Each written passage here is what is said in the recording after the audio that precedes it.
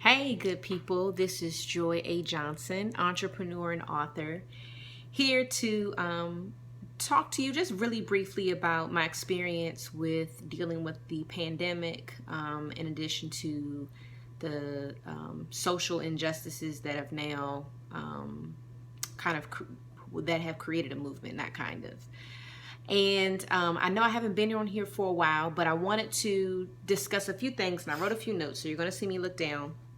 But I wanted to talk about three things that I've learned during this pandemic that I hope will give you some insight. One is multiple streams of income. Now, I've talked about this for a long time. It's in my book. It's key number 13 in my book.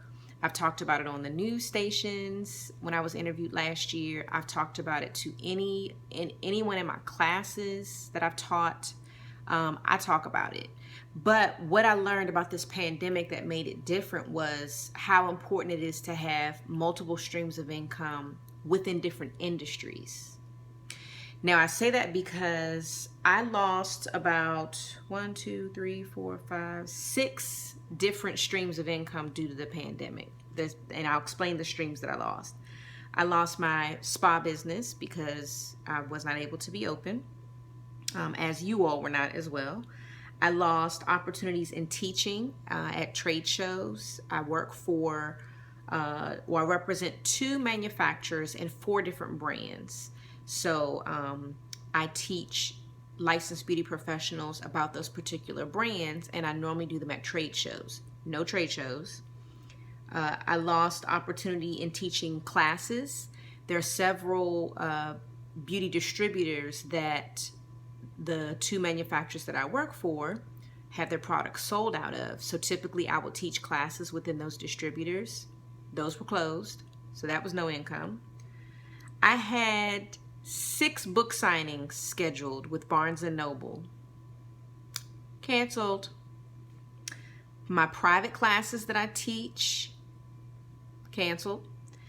As well as photo shoots, personal engagements, just opportunities where I can perform services on clients on a one-on-one, maybe for a special occasion. Canceled, right? So I was in a mourning state for quite some time. I was angry. I was frustrated. I was honestly afraid, and not because of not feeling like I'm not going to get through it, but just not understanding, because I've never been involved with the pandemic. I'm a woman of faith. I believe in God, but I'm a human being, and there was a level of just not understanding what was going to happen. On top of homeschooling, which I'm not a homeschool mother, and no daycare. So there were a lot of things stacked against my situation, as it probably was with yours as well. And I like to work. I really like to work. So it really was hurtful and different territory to not have the ability to work. So let me explain to you, though, some of the gains. I had already started my retail store, but I pumped my retail store with some major adrenaline and got it going. So definitely that created a whole new direction because I had plenty of time. So I was able to start my retail store, get it really pumping. I was able to amp up some of my contributions. So sometimes I will write articles, or I'll do videos for different brands or different distributors. And so it allowed me to do that more, which created another stream of income. And I do have one business that's not related to beauty, or one stream, that's not related to beauty. Well, yeah, one mainstream that's not related to beauty too, but which is real estate. And so luckily in 2018, I took my real estate test, my class test, passed. And in 2019, started selling as well as leasing properties and doing showings and all that good stuff. And so last year was my first year in the business. And so luckily I had that, and that was an essential business. So I was able to still continue with that business. Now, selling homes and helping people with finding a rental and buying homes is not a quick transaction, but It gave me something else to do. It helped me not keep my mind on the fact that I can't work in my beauty business, which is really my first child. And so it gave me purpose. It gave me an opportunity to do things and operate, which definitely was good for my spirit. So that was one of my number one lessons. I have two more, but that was one of my number one lessons. So in your thought process, when you're brainstorming about, as you're going back to work and different things, consider the things that you like to do outside of what you normally do. I've always been interested in real estate. My father was involved with real estate when I was young. It's just something I've always liked. Houses. I've always liked looking in houses. I've just always enjoyed that. And I always have known that real estate is one of the true ways to wealth. I have two children. One is 10. So less than 8 years, we've got college to pay for. And so my thought was, let me get into something that can give me a high return for my efforts.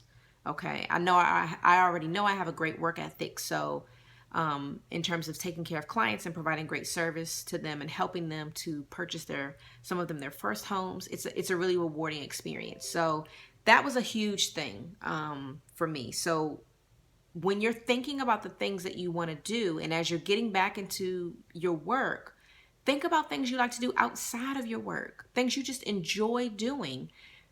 Find time, carve out time to do those things and incorporate those things into your life. That way, if this were to ever happen again, or for whatever reason you can't do what you love, you have something else that you can do as well. Point 2, do a little even when you feel like doing nothing. I had days where I was really, really sad. Very, very sad. I mean, I was depressed because my world was literally turned upside down, literally, as yours was literally turned upside down. I mean, all of a sudden, my children can't go to school, can't go to daycare, and I've got to finish teaching them for the quarter. And we learned this like in 2-week increments. And so it was a lot, but every time that I could muster up some energy to do something, even if it was get a list of something or research one thing or find one product or whatever, try to do one thing if you can. Make that your goal, not the 30 things, but just one, even when you don't feel like it. And my third thing that I learned during this pandemic is faith and work, even when you see no immediate result. Now, being someone that's lived life, I've just turned 35. I've experienced enough life that I know you will do things and you will not necessarily see results. And sometimes you won't see them for quite some time. But this pandemic showed me that maintaining faith, so having a mantra, giving yourself positive affirmations, getting into, the Word of God, writing positive things, journaling even when you're having hard times, so that when you can read back maybe weeks later of how you felt 3 weeks ago, because you're in a better place, it will help put things in perspective. But understanding that even when it looks really bleak, really bad, maintaining even a morsel of faith. All you need is a mustard seed. A mustard seed is really, really, really, really small. But all you need is that mustard seed of faith and some level of work. You may not work at 100. I couldn't do any of these webinars. I couldn't do any of these Zooms. There were so many free classes of things I would have loved to take, but mentally I didn't have the space.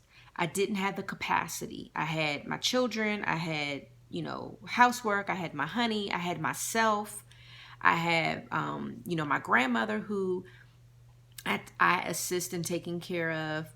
I had things to do with her. I had my personal things I had to do, my businesses. So I didn't have the mental capacity to be able to absorb any deep classes, because in the middle of the classes, they were always during the day, most of them. I had children here and they weren't being quiet and they weren't cooperating. So it just wasn't working. And I'm okay with that.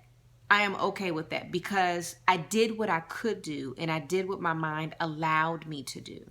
So don't beat yourself up if you didn't get everything done that you wanted to get done and you're going back to work soon or you've already gone back to work. Just keep the momentum going. Do what you can. Check that list off. Knock some things out at your pace.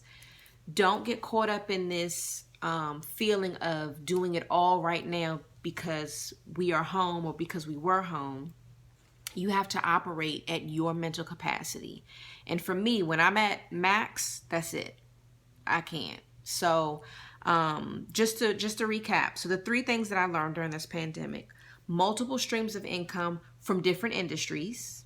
Okay. Doing a little, even when you feel like doing nothing. So a smidge of something. Okay. Even if that smidge is making a list. And faith plus your work, understanding that you don't see the result, you don't understand how, you don't understand when, but just know that yes, this is going to lead to something, okay? This is going to lead to some progression. I will be ahead at some point, all right? So just keep those things in mind as you move forward with the rest of 2020. I know at the beginning of the year, I was thinking, 2020, the year of clarity, 2020 vision. But if you think about it, anything that comes from wanting clarity, wanting vision, wanting things to be crystal clear, it has to go through a process. It has to go through a process. So we are going through that process, and this process hurts. And I don't never want to experience this process again. But know that out of the process, there will be a fruit. So keep your head up. Keep working. If you haven't, get my book, Joy, the Key to Entrepreneurial Happiness. You can get it online, www.joythekey.com. And stay encouraged and keep going. And I'm rooting for you virtually. And have a good one. This is Joy A. Johnson.